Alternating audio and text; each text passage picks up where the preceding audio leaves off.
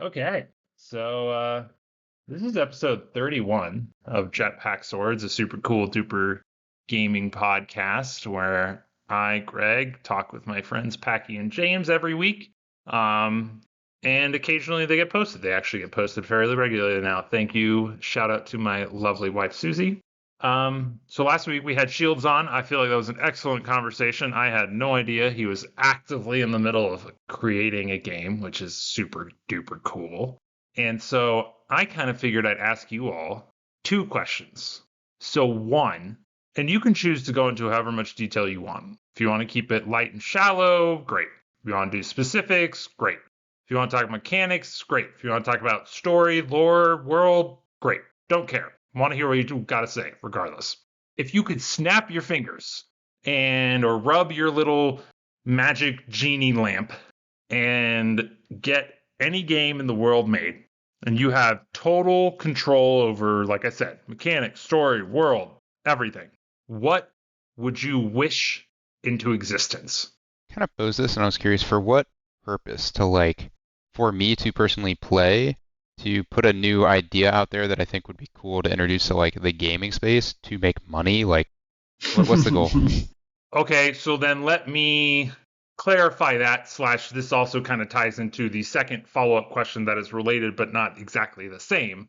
Let's say that magic wish is instead you have infinite money, you don't have to worry about your concerns, and you have infinite time, you get put into a time bubble, time doesn't pass, blah, blah, blah, blah, blah, until, for as long as you want to release a game. So you are creating it. So I guess it is, to answer your question, it's I'm putting this out into the market. Whether or not that's to make money or just because you're passionate about it, I don't care. You get to create a game that's going out onto the market. Snap of the finger. Physics doesn't exist. The laws of physics don't exist, so you can make whatever the fuck you want. And you don't have to worry about time and resources and all of that shit. What would you make?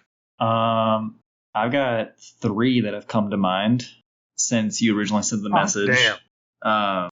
One that I've always thought about, which is not feasible because there's no way it would ever be anything other than shallow for either half of its gameplay. But I'm obviously, as you can probably imagine, a big fan of the Civilization games, a lot of 4X games in general, just things like that, city building games, of course. I would love to have a game where it would probably be like a low fantasy or high fantasy style Civilization game where you run the course of history with cities and wars and map development and blah, blah, blah, all that stuff. And then you could port that map and history into a first or third person fantasy open world RPG based on the history and world that you made by playing the Civilization style Very cool. round. But I think it would obviously have to be a lot of procedural generation and stuff, and the depth is not there for that quality of or that type of content. But I've always thought that would be super, super, super cool, especially as somebody who maybe not recently as much in the last year or so, but still deep in my heart wants to be somebody who is really good at world building and writing and all that stuff. So I always like that idea. Second option I thought of would be... Well, before you move on, I was going to say, okay. I love that idea, right? I feel like that would be super... It's kind of in my mind, the way you described it, it's not one game, really. It's two partner, brother-sister games, right, at that point, which is super cool. And it kind of reminds me of, on a much lower level, right, and not exposed to the consumer, but, if I recall correctly, when they made Minecraft Dungeons, they made the levels, because it's procedurally generated, they made the tile sets, right? The tile pieces for Minecraft Dungeons in Minecraft, if I recall correctly, right? Because it is such and it's kind of what you're talking about of be able to build your civilization or, over here and then export it and import it over here. And so I love that idea. I think it's so fast. I think it'd be so cool. Yeah. So idea number two. No, sorry. The only thing I want to say, I would love to see that concept too. It just I feel like that's one thing we haven't cracked that everybody wants to do is to do both high level world building and low level in direct involvement. and like no one seems to be able to crack it. Like either the high level is really good and the low level, like the first person stuff is very shallow or hollow, or it's the other way around and the low level is very detailed, but the high level, like you effectively don't really have much variance or control. Yeah. I think that's a really good wish to spend it on. I'd love to see somebody finally crack that I problem. mean, to me, it would definitely be like such an incredibly complex. It would be like, I don't know if you guys have ever played the Dragon Age games. I'm sure you've probably played more of like the Mass Effect games where they have the story that continues game to game. But Dragon Age has that also. But I think Dragon Age, because all three of the games are different characters and different types of game, the way the world continues between the three of them is like much broader, and there's a lot more like bigger geopolitical style effects than there are in something like Mass Effect, where it's all Commander Shepard's story the whole way through. It would be very complex, and like I said, it would probably just end up being shallow for one of the two sides of it. But I think it'd be really cool. And I was gonna say something that's cool that it could like borrow an idea from is Paradox, the like studio. They've made like Stellaris, Europa Universalis, all of those, Hearts of Iron. I don't know if anybody else in the world knows about these. I know they have a really dedicated following, but I don't know if it's a mod or a Paradox provided thing that they've had. But I know they do it internally themselves because I think once a year or something, they do like a big internal dev tournament with all like a lot of players where they'll do basically all their games are like the grand strategy map games, and they're like real world ones take place in different time periods. So like Crusader Kings takes place like, early medieval or whatever. And then like Europa Universalis is like, I don't know, the 1600s up to like the middle 1700s or something. And then like Victoria is the Industrial Revolution, and then Hearts of Iron is like World War II, and then Stellaris is like future, like space travel. And they do a thing called the Grand Tournament, I think is what they call it, where they start a game and whichever one of their games is the earliest time period with like, a team of like 20, and then they run it through to the end of that game, and then they import the save into the next one, and then they'll have that world set up based on what happened in the previous one and run that to the next one, and then the next one, and the next one, and the next one. I think they did that like middle or late last year, and they went from, the year like 1100 or whatever, or 600, whatever. I can't remember what Crusader Kings 3 starts with, all the way up through Stellaris. And I just think that's really cool. And I know like players can do something similar. Like I said, I can't remember if it's a mod or like a tool provided by them, but between a couple other games, you can set it up that way. But yeah, just a really cool idea yeah. to like, pull that world generation from like literal player action is really interesting.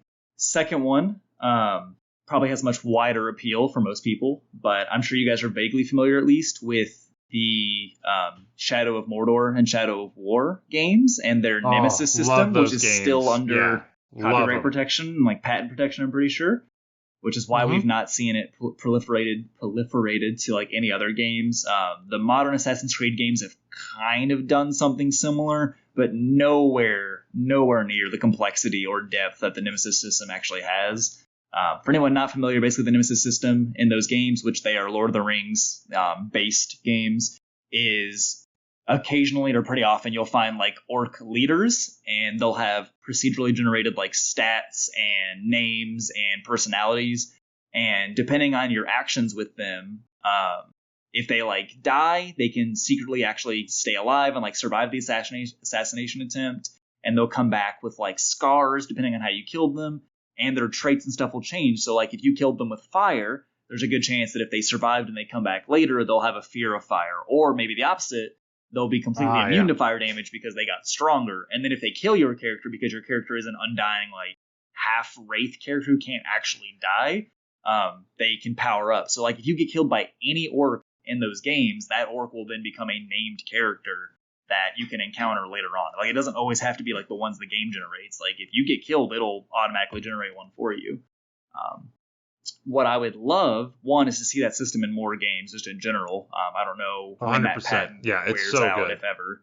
Patents in the U.S. last a long time, so yeah, like so it's never they'd have to license it out, yeah. But what I think would be really cool, and especially because that is I'm pretty sure a Warner Brothers property, who also do a lot of the like I think the DC game properties. is I would love to see that as a superhero game concept, where either you play as a named DC hero, like Batman, obviously, or even better, you get to make your own character in the DC universe, like the DC Universe Online MMO, which I played a decent amount of when I was younger, which is a pretty good, if you like MMOs, which I'm not crazy about them, but I love DC, the comics and everything, where you can make your own hero with like their own power set. But if you could do that and then have your own auto-generated, like crafted auto-generated villains and like Nemesis and all that stuff, it would be so cool. It would be absolutely amazing. Really cool. And like obviously there's so much depth already to that. It wouldn't be like the first idea where it would probably be shallow. Like they could easily make something in the style of like Arkham Asylum, even if it is literally just another Batman game, and give it that system. I think there were at one point in time there was rumors, probably just complete like fan hope, that the superhero game that was gonna be made by Rocksteady was gonna have that system built in, or maybe it was the Wonder Woman game that they're also supposedly working on. I don't know. Which either way, again, if it's a named hero, would be super cool, or even better if it's what you get to make yourself. I think it would be super, super cool. I got a pitch to add on to that, which I don't know why I thought of. So, have either of you all played Jackbox Party Pack games? I'm assuming yes. I feel like most people our age have at some point or another. Oh yeah. All right. So there's one, which is not my favorite one. It's called TKO, which is you design T-shirts and slogans and they battle against each other. Yeah. Anyways, it's fun, and then at the end of it, they do this thing where you can print the T-shirts that you designed in the game. They have that pipeline set up where you can pay X amount of dollars and get the T-shirt that you designed while playing that TKO game on Jackbox Party Pack sent to you, which is super cool. Okay, and so here's my pitch, James. Take what you did and then do like a sweepstakes or something where like they get an actual DC comic book writer to write a story for one of those procedurally generated villains. Like, wouldn't that be awesome? It really would be so cool. I love it. I love that idea. Because like you said, dude, the Nemesis system is fantastic and it needs to show up in all the games. I literally go back and play Shadow of War. I've never beaten it. I've gotten pretty close. Or maybe I can't remember. Maybe I have beaten it because I've seen some of the in-game stuff, so I can't remember. But I literally go back and play that game just to I think it's a really fun game to play. It's the classic Arkham Asylum, Assassin's Creed, where you block and parry, and it's pretty paint by the numbers in terms of combat, but it's just so visceral and fun.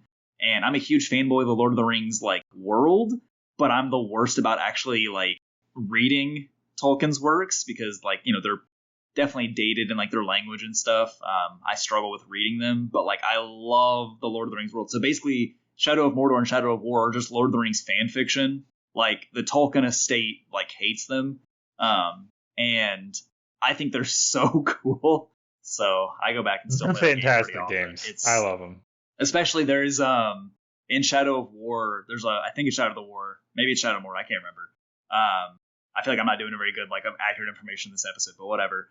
One of the two has a DLC pack where you can play as Talion, who's the main character, after he becomes a ring wraith, one of the Nazgul, which is super, super, super cool. It might even just be the main story of Shadow War. Like I said, I don't remember.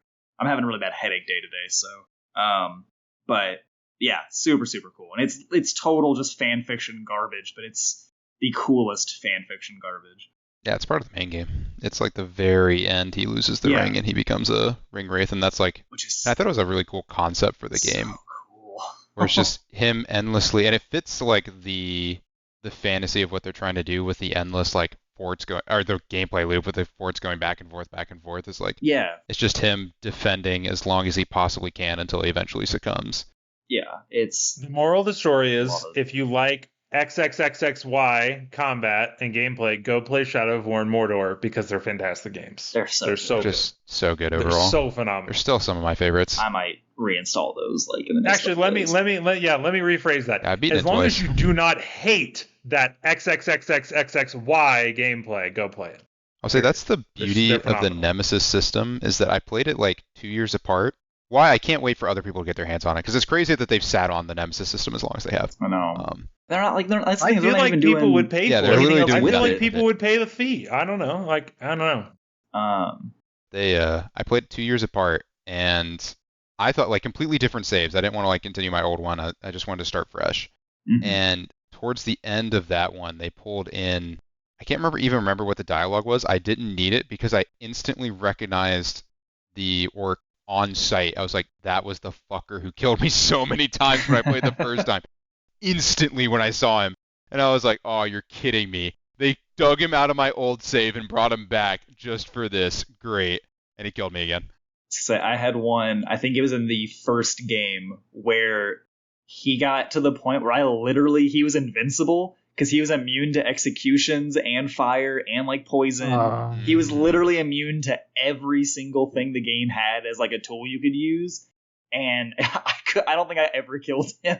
He was the invincible, like, most powerful orc in that game. It was bad. They got really crazy at the end of the game. Like, they took the system so it was so balanced at the beginning, but by the end it's like, yep, this is a super captain. You can kill him with Yeah. about one or two things.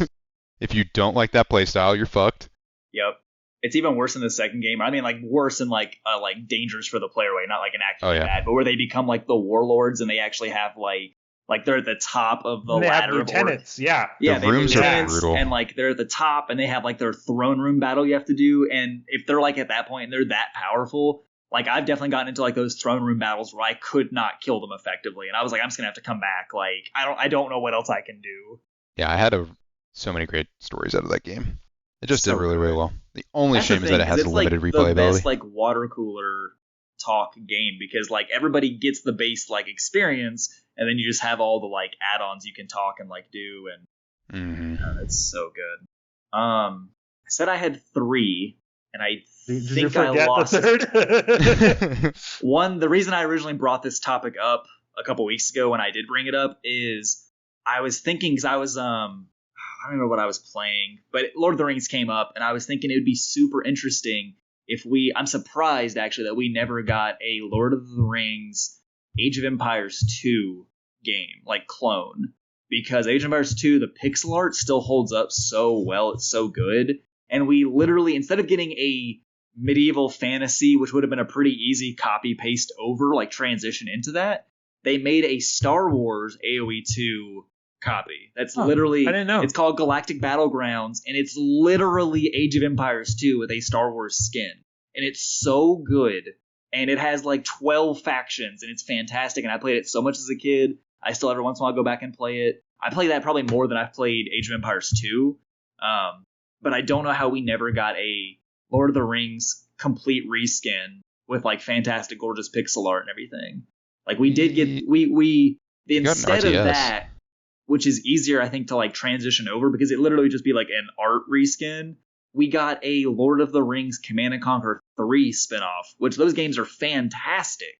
It's Battle for Middle Earth and Battle for Middle Earth 2, but they are literally Command and Conquer 3. Like it's the exact same game engine, the exact same unit style.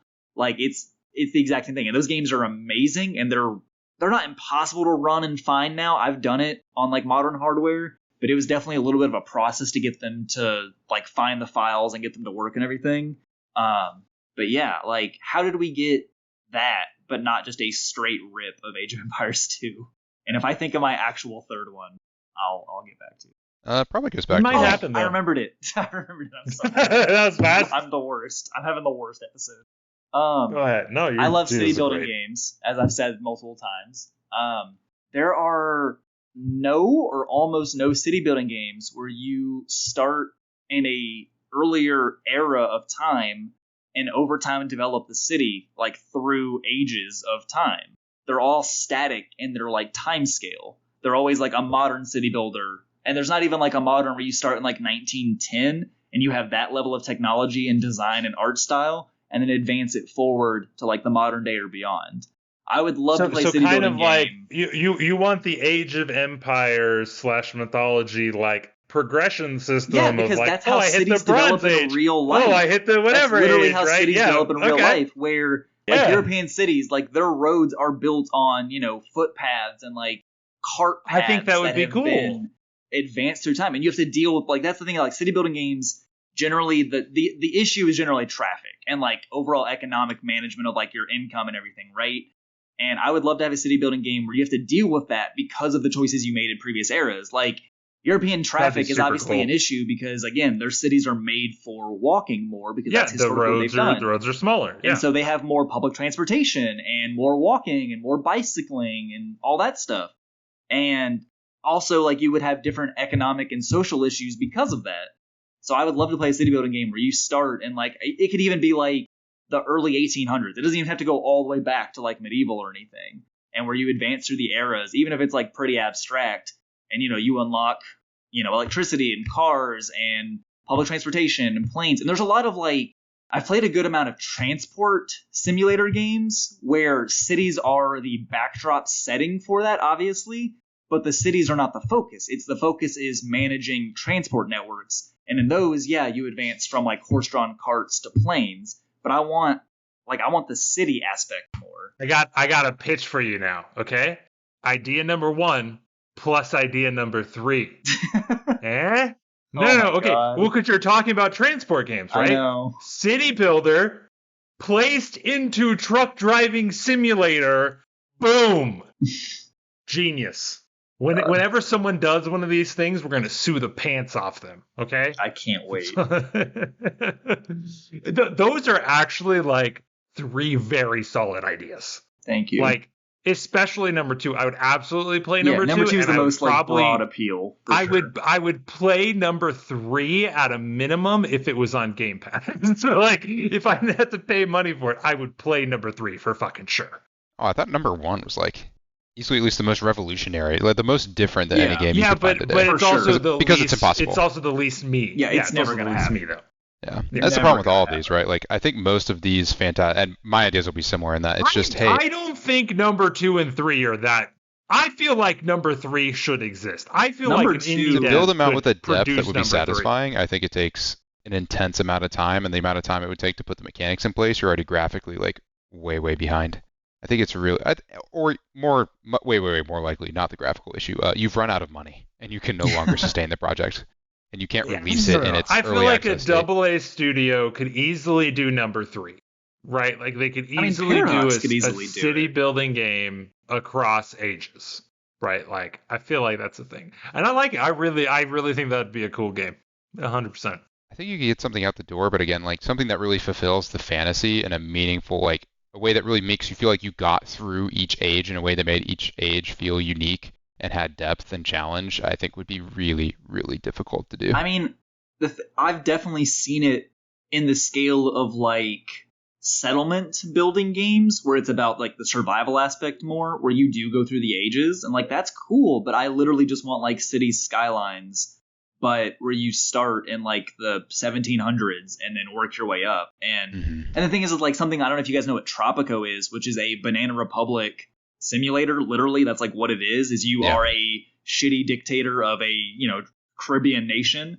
And those games do the age mechanic where you start, and the most recent one, you start in like the colonial era and have to literally revolt against the crown to get your independence. And then the second one after that, I think, is like the World War II era, and then the Cold War, and then the modern era. And like each era has different buildings and like a different focus. And it's very tongue in cheek because it's supposed to be like very like irreverent and, silly because it is literally a Banana Republic simulator. But it does a good job. But that game also, the way it handles populations is it's so small scale. Like you'll build a big sprawling city and it'll only have like 2,000 people in it because it models every single citizen fully.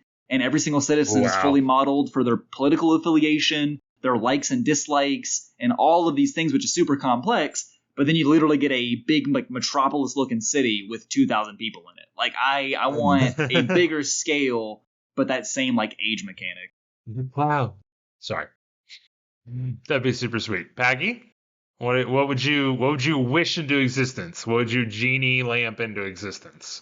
I don't think if I put more thought into it, I'm sure I could come up with like game with a lot of depth. Probably something. I feel you because I asked this question and I don't have an answer. Oh, come on, guys. I definitely have answers, right? Like I have several answers, but I really think you could come up with something more revolutionary. I think I've had a lot of thoughts of like ways to expand open world in a way that would make them more fun and more or less like an actual good open world Magic game, but again, I don't have a fully fleshed out idea there. I'll just take several genres I think that are close to making a game that I want, but again, would need to either go in that direction or put in more time than they probably have. First and foremost that comes to mind is it's probably because I played them not recently, but semi-recently. Was I'd love to see a game with RimWorld or Going Ooh. Medieval, which is just like RimWorld light. Yeah, I got Level, that too. yeah, like level management. Oh, it's such a great game. I wish more people played it. It's the one. I wish it had like Against the Storm's development cycles. It would be so perfect. I wish most games had Against the Storm's Right. development They're cycles. just about new gold standard for like I wish they put out updates a lot. So good. They so and I'll specifically go on medieval since you have that context. Like a game with that ability to do management and especially presented challenges in terms of keeping like a base, building a castle, keeping a base together, building up population and citizenry. But then layer on top of that actually good, meaningful combat because I feel like that's Yeah. the payoff of those games is to like have a good combat encounter to survive. I think RimWorld has that. Like it's very like simple visuals, but that game I love RimWorld. I think it's like at this point is like almost a perfect version of itself. But like there's so much complexity because there's so much like all the individual organs are modeled and like all the damage states are modeled and combat has like a billion different weapons and like tools you can use. So I feel like RimWorld's pretty close They've to added a that. lot of But depth. I just think the mechanics of combat are very, very simple, right? And that it is just a yeah. linear, there's melee and there's ranged, and then you Yeah. build buildings to create kind of combat arenas. And I think specifically that's at least where RimWorld suffers to me, is I think RimWorld, outside of when they do some kind of suspect events later in the game where enemies will just pop up randomly, I think it's Mhm. really easy to cheese the AI. It is. I think not to say like modding should fix everything, but RimWorld's modding community is absolutely insane for both good and bad. That would make And sense. they've done a lot to make RimWorld more of what you're looking for, I would say. Me personally, I like to make safe little colonies where my people prosper. So like combat's not my favorite thing, but I the modding community is where that's at for sure. Just think it would be good, just because when I've had a lot of RimWorld combat, I've just had more moments where I thought, well, that was horse shit when I would lose. Then I Yeah. thought, man, like that's just a tough one. But it had those a Yeah, couple moments that I that's think fair. would be evoked from that. And I think again, part of it's just the two-dimensional space. I think Going Yeah. Medieval has a lot more potential. But again, their AI is like, if RimWorlds is bad, Going Medievals is just unusably bad. They just Yeah, I have haven't even played that game recently. I don't even like. I know they've updated a lot since the last time I played. I need to give it another shot again. It's very, very fun. Again, building the castle is fun. You definitely hit a point. RimWorld's great at like keeping it the experience consistent, whereas Going Medieval has not figured out how to keep the challenge going in the later stages. And part of it's literally just the setting. It's hard to Yeah, come up with like once you have a full castle, how many dudes wielding clubs and swords can you throw at the walls and actually have them stand a chance? yeah, for Less sure. than 50 against 9 is not the answer. Yeah. But anyway, just like have one that again, it just is able to fully flesh out both worlds with a lot of thought into just some more high level tactics, a little more thoughtful scenarios that combat people rushing the walls present in a way that scales with your base nicely. Um, Again, just a level of detail Did added to it. Did you ever play the Stronghold strategy games? No.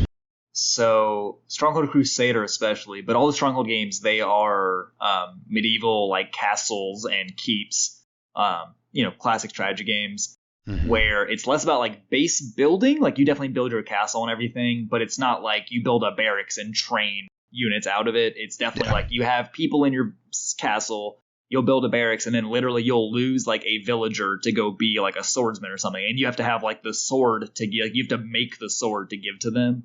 But Stronghold Crusader specifically is set like in the Crusades in the Middle East, and it's pixel art, it's isometric classic strategy game view, very Age of Empires 2 like style view and like visuals, but it has a lot more of the depth because it's less focused on like the grander like strategy scale that something Age of Empires has. And like you build moats, you can put in like spike traps, you can have like the boiling oil set up. The AI is really good about making sure that like when they siege your castle, like they'll send their troops up and start filling in your moats with dirt and like muds. That way they can cross over it. And like you've got drawbridges you can pull up, and then like obviously there's like the classic like ladders the AI will spawn with to like try to scale your walls, and like units can actually stand on the walls and fight each other. There's siege weapons. So there's a lot of that kind of depth that I feel like you might be looking more for, where it's like actually like the AI responds to your defenses more intelligently. It still holds up, I think. Like it's an old game. I can't remember when. I think Crusader came out in like, I don't even know, like 2002 or 2003. I played it as a kid a lot. Oh, wow. You know, when you go to like Walmart and they would have their tiny little computer games section, and the games would be in the tiny thin jewel cases, like that was it. That's how I got that game. I got that game at like a It's Walmart amazing. in a tiny little jewel case and got like 100 hours of enjoyment out of it as a kid. So, and you can get it on Steam, and highly recommend Stronghold Crusader. Definitely have to look at that. Yeah, I've got that. Got that in a tab It's now, probably just in like, case. I bet it's like $3 on GOG like right now. Like go look at it. I'm sure. It's all under like 3 or 4 years. Everything is cheap as dirt nowadays. It's insane. Let's look up right now while you all keep talking. But I'd So say yeah, Peggy, is that the end of your pitch, or? as far as that one, yeah, I mean, you could get into the nitty gritty, right, as terms of what I'd want to see with combat and within the base. But I think that's it. It's just, again, having someone who's able to put in that extra level of time to make both very engaging and unique systems, like very, very separate systems, because I think that's something they often suffer from. It's like usually So what I one of feel the two like is an afterthought. could be fun is, and you know, just spitballing here, and we can say yes or no, is like, you know, we've gotten 4 pitches of varying depth for things. I feel like it could be fun to have in depth, like what do they call it on? I'm trying to remember the It's Always Sunny podcast. Oh, they call it breaking a story, right? And so I feel like it could be fun to do an episode specifically to one of these things, and just like the 3 of us collaboratively just take the raw idea and then expand on it, and like actually get more into detail about like, oh well, what would the moment to moment be, and like what would the background and the story be, you know. Like, I feel like that'd be kind of fun if you wanted to in the future, you know, like you said, go more in depth. I do think that's a fun idea. I don't want to do it, but I do respect it. I have no passion for game design. I don't I'll be know very anything honest. about game design beyond what I know as a consumer. So Exactly. I like seeing the ideas, and again, as is reflective in my ideas, really seeing and then being like, this is my critical feedback based on your very fleshed out idea. Just because if I feel like I get into that, not only do I not know a lot, but I'll never be happy with the amount. I've actually had this. I tried to spec out a fighting game once, which I think is very, very easy, and I was just never satisfied with the level that I had. I always thought it was too thin, or I hadn't covered everything. And also, I think eventually, I mean, the passion for the idea. I think they're team activities, right? Like there's you know, singular game directors or whatever, right? But like ultimately, like it's always a team activity, you know, pitching ideas and going from there. I feel like so. Yeah, but that's working towards the goal of creating something, and that requires compromise, which I'm not looking to do as a part of my idea. I see. Idea making. But so, do you have a pitch number 2? Yeah, I think the other big idea that I had that I've seen a little bit of now, and I think could be way just done better, frankly, is auto battler roguelikes. I think it's like one of the last combinations with roguelikes that has not been done that makes a ton of sense. We've seen Despot's game, which is on Game Pass. yeah, And then I think, what is it called? Hadrian something? There's another one on Steam that's a little more card driven. But again, I think auto battlers, especially if you look at the Dota one and the League one, have gotten pretty. Not only are they visually very fun to watch, which I think is a big part of them that I think Despot's game definitely lacks. Even though it has incredible sprite art, they get a lot of credit for it on Reddit. You occasionally see their sprite art pop up, but I don't think it's as good as some of the other ones, and it definitely is like very, very shallow. So I think that would be a good one for that'd be ripe for somebody to kind of come in and just literally lift almost one for one what they're doing with Dota and what is it, Riot? What's Riot's called? Does Dota Teamfight Tactics? But does Dota have a auto battler? Dota's was the OG one that exploded. Dota's is called, I think it's Dota Auto Chess. It's where that's what the auto battlers, they're called auto battlers generically. They used to just be called auto chess because that was literally the name of the mod that started it. And then of course Dota picked it up and did a lot with it. And really came in and added that professional layer, right, of good model art and a good combat system that was balanced. But I think it's right because when you take it out of the PvP realm you let auto battlers go crazy with combinations and like effects and abilities and combos as Yeah, opposed to yeah. like needing to be limited to be balanced, and then you just take that through the scenarios of a roguelike, which should not be challenging to put together for an auto battler. Just makes sense to me. Like Despot's game is clearly the initial idea. You can see they've kind of proved out you can do it and do it pretty. I think at least it doesn't look terribly difficult to lay out at a high level.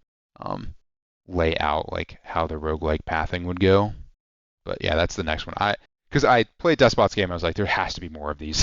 This has got to be so easy and it's such a good idea, and I was shocked because it takes away the usual combat gameplay of roguelikes and it goes full into builds, which is really really fun. I think. Cool. Yeah, no, that would be cool. Speaking of builds, if you are done, I can pitch my first pitch. Go nuts. All right. So as you all know, I love me some looty shooties. It's because I love looting and I love shooting. And so the first pitch is it's not quite looty shooty, right? But so like I would want a game where there is a very like admittedly grindy end game, loop for gear, right? And like but more I want to say like more Diablo-esque in terms of like the itemization than Destiny-ish, right? If that makes sense, right? Like because I feel like the builds in Destiny are which heavy weapon am I going to use? No, sorry, it's not that. It's which exotic am I going to use? That's it. That's the entire build in Destiny. And I know that's oversimplifying it, and it's actually a little more in depth than that. But like, it feels like the single most important thing is which exotic weapon you are choosing to use, and I guess which exotic piece of armor. Anyways, I was going to say it was better than that for a bit, and the time that I didn't play, like the last like 2 or 3 seasons, from what I can gather from the subreddit, because I'm not actively playing it anymore right now, it's back to being what exotic are you using? So like, and I feel bad oversimplifying it to that, but no, like, Bungie deserves the criticism. Lay it on them.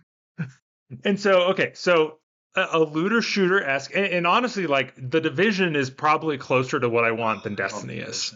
The Division's definitely closer to like a Diablo style than Destiny. Exactly. Sure. Well, and because what I'm about to say is sets, and the Division has sets, right? So like, grindy loot based end game loop with good itemization that has, like it makes you, like you were talking about, Packy, builds, right? Like I want to have fun, unique builds in the end game of this looty shooty.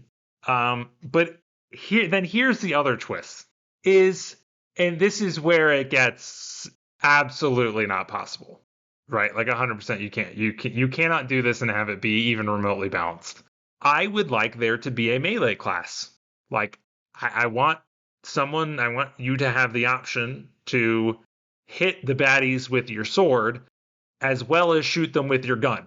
And same thing, still great loot and itemization. And like, so like I want all of the things, right? Like I want that sweet, crisp Destiny gunplay, but then I also want that like really great beat 'em up, melee play from Shadow of War, for example, right? Like, obviously not exactly that, but you'd have the option. You'd have melee classes and you'd have ranged classes, and the ranged classes would probably be guns. And fuck it, let's throw in a caster, because why not? Let's do all of the above. You got shooties, you got mages, you got brawlers, all of the above in this like looty shooty MMO world that, the game, like in the gameplay is a big part of this, right? Like I want the shooting to be as good as Destiny, and I want the melee to be as good as, something like Shadow of War or God of War, like any of those things, right? And then, what's actually kind of funny is one of the closest things that exists to this is getting shut down, and it is the Avengers game. No, it is not that. It is Tiny Tina's It's not. Wonderland Assault. Because you've described so many features that are featured in that Tiny game. It's like incredibly close besides that. Apparently I need to play Tiny Tina's Wonderland Assault then. Funny to hear like design ideas, and it's just like you should just play this game. I've never. So the problem with Borderlands, you don't play it.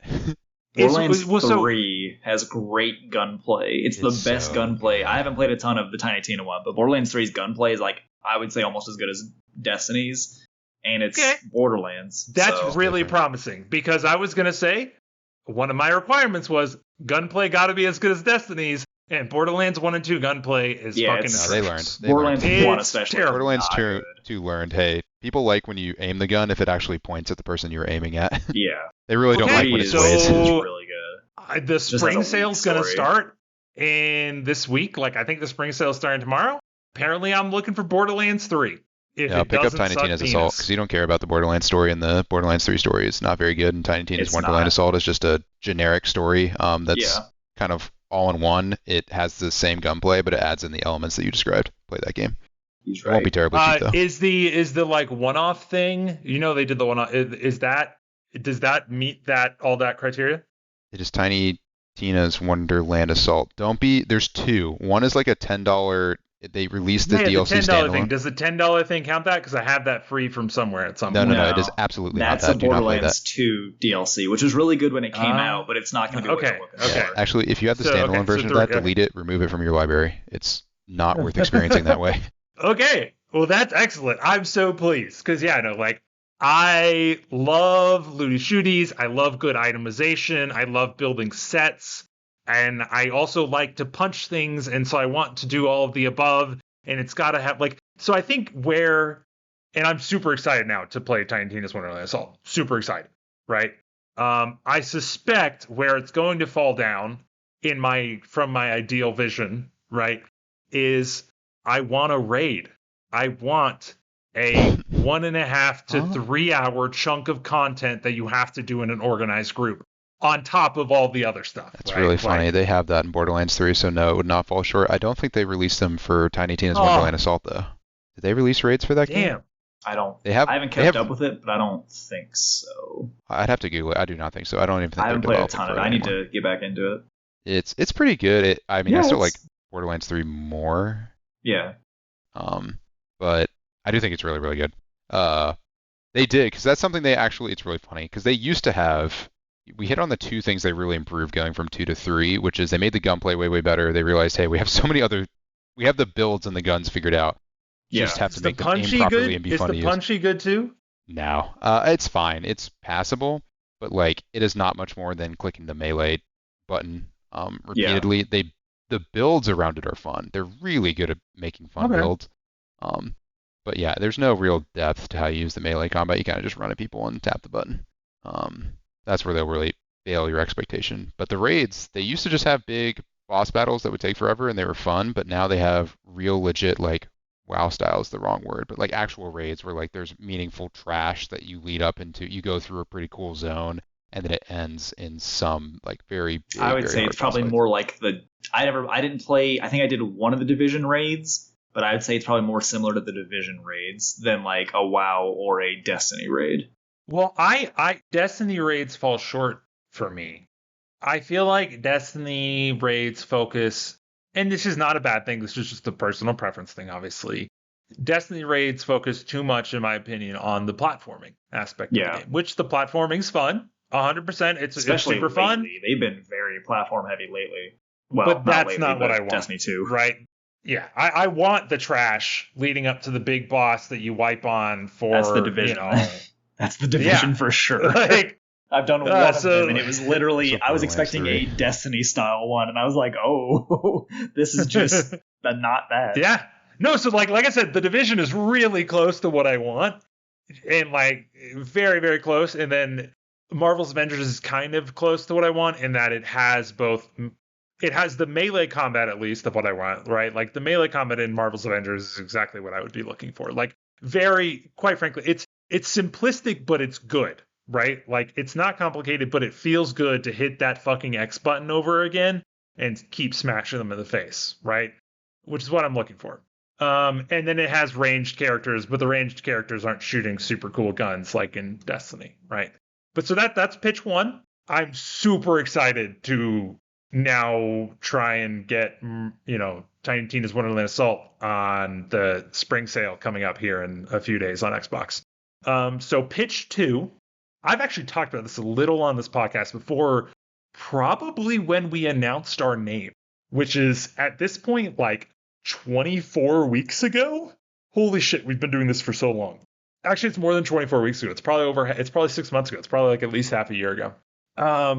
So pitch number 2 is I would like a tag game to exist in the world again. And so the background of this is Warcraft 3, specifically Frozen Throne, but Reign of Chaos 2. Custom games. There's a set of games referred to as tag games. There's sheep tag, there's tree tag. You had taggers, you had not taggers, and then the sheep would build these farms to like build up their bases away from the wolves who would try and kill them, and if they killed the sheep, then the other sheep could go rescue them in the middle. Loved this entire genre of custom games in Warcraft 3. And I would love it if a well-made standalone tag game got put out into the world, right? And then I want there to be modes to it too, right? So like on one hand, you'd have the basic mode. It's literally just building, and that's it. I mean, there's nothing super special. But then you have the normal mode. So that would be classic mode. And then you'd have normal mode or whatever. And this would be you'd have classes again, right? And so this would be pulling from one of those custom games in Warcraft 3 was called Tag Your It, and they had different classes. And so it was like the way that one works specifically is when you got tagged, you actually swapped, right? You became the tagger then, as opposed to you going to the center and becoming a ghost and being able to be rescued. But so your class had different abilities for both the tagger and the taggee, the person running away. And I really thought that was cool. And the other thing that it did that was super cool is it had obviously out of game progression, which at this point is like, that's very standard in games. But at the time, for a Warcraft 3 custom game to somehow keep track of your progress across different instances of the custom game was super cool, right? Like, I don't even remember what it was exactly, but you could like, there's some slash command you imported your like, I'm going to call it your save file or whatever, right?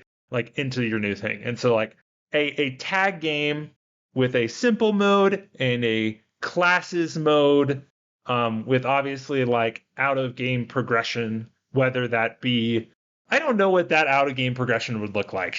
But that's a future problem. At a minimum, you'd have cosmetics, obviously, but like, I think actually specifically like ability or gameplay out of game progression as well, to a very small tone, right? Because you don't want to like have new players feeling like they're fucked, which really sucks. So like some form of out of game gameplay progression, but a very, very minimal amount. I don't know what it would look like.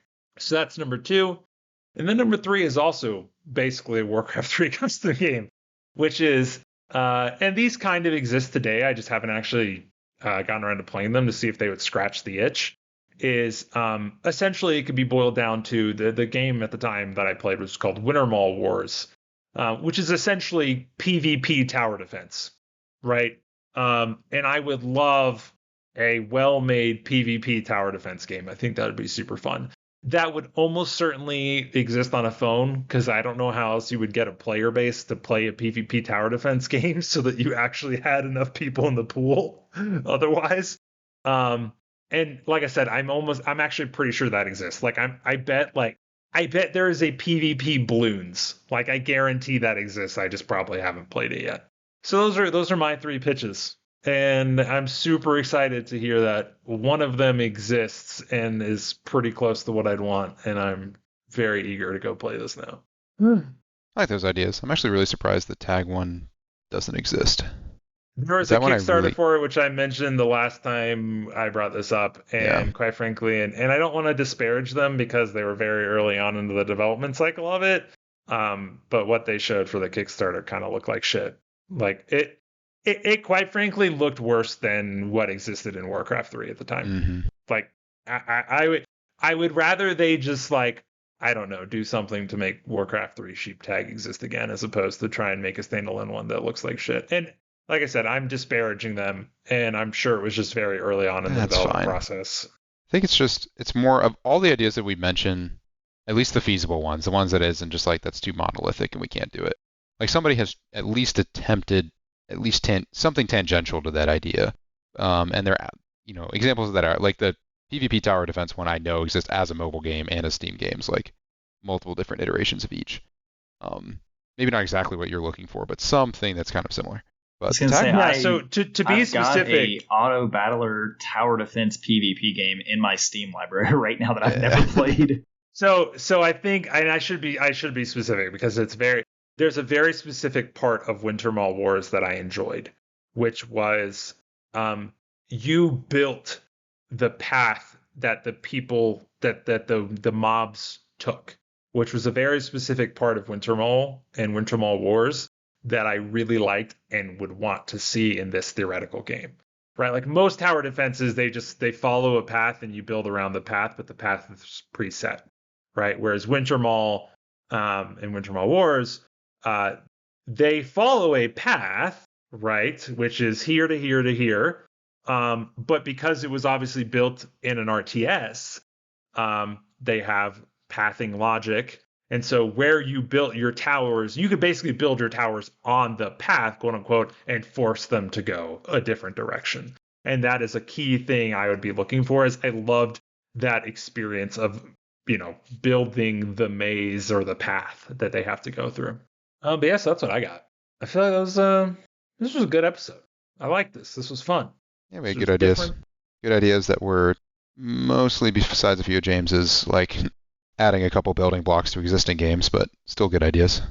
Well, again, I mean, it Which is what doesn't games have to are. be crazy. Yeah, it's literally just like That's how games have evolved. What would you do? And the answer is, I would do the thing that I like a little bit differently. Yeah. And like that's perfectly fine, right? Like, yeah. So, all right. Well, on that note, then I think we will call it there, and then next week I'll ask my very similar follow-up question. Thank you. Thank you for listening and watching, and bye.